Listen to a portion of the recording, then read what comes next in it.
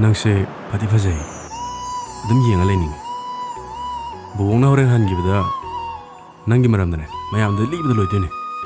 Aidi bobok siam nungsi. Bobok so engon ngau zabane. Masa yam fazai bobok to. Na hawing ngai da siam fazaramni. Bobok lau bai ne nang su fazai se. Sing bagi. Ayu fazai brane. Koi ni gilo hong baze. Kara tujela de nuai ni. Nangdi angang oiringai de mapanda lerakpanina Manipurda bu adjust tauba haigadra. Nanga bule minaradi ising munung dori jing bangamane.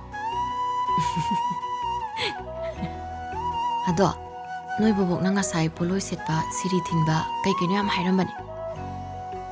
Aikhoi pupudi maitei marupta yaklaubani. Poloi setpai di yadoi mande. Khoi ni nesu kajeng le upaga maitei ye sema visual selaga lohongki. Ai gisu dumain tause hairakani pupuna. Oh. Khoi boboksu Radha Krishna de lupune. Hogolak padane. Masagi maming se Radhe Radhe na sola hogolak kadin. Ado kashilu bo potina teda. Yani ana basilaga loy. Yada yadraga maitei dam hong gauradam hong anira hong to loy. Ado eredi honeymoon sanirak tawrni natra. Nga. Luhong ba siya nungay daw mande? Ay. Napabong do leiramadi. Wapam khuding mak siya. Ay ga tanaraga tarong ga dabani. Nate, noibu, akhoi ga lining lason tinadaba. Lining lason tinadaba mi sinatrabadi atoba no pi amata leitrabra haiba. Ngasidi ne. Ngasidi ima poling ang nusi. Magumba na siyo. Akhoi bu mathong maram khangdaba. Isagi inat culture leitaba imungum uradana. Pabung, kari tawna yaukhrabagi. Ima siduna kari amo hairamagi. Madugi nupiduna.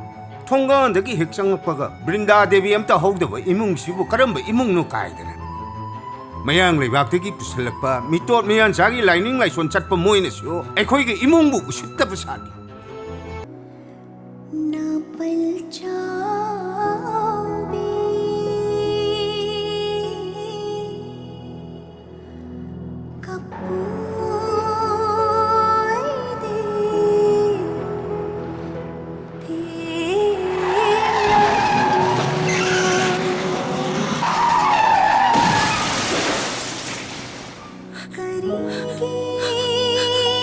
Mama!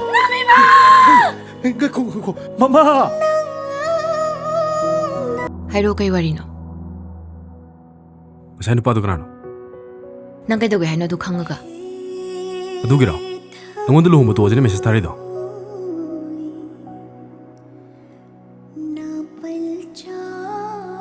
Thengi chalase. Masai nupa do kanano. Chana batau se thengi. Aina message su high grone. Akhoi ni makata na wari sana roisena. Atopam pa amadi sing dum hayadro. Ai shidu yam sokodam te. Nang na ira pami se. Ai di nangumba pukchele to sunate. Nang lege le roi chalage. Nang dono pusi le tabai dikeno. Aina kedaroge.